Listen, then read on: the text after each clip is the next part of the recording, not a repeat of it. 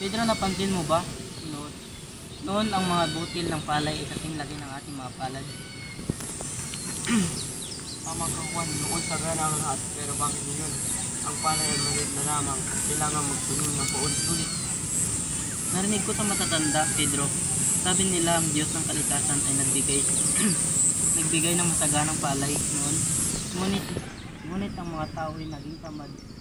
Walang ginawa kundi ang magpahinga at kumain lamang. Kaya pala, dahil sa katamaran na galit ang Diyos at ginawa ng maliit ang puso ng palay, upang matuto tayo ng mali. Kaya nga ito tayo ngayon. Araw-araw nagtatanim, nag-aararo. Umaasa sa ulan at sikat ng araw.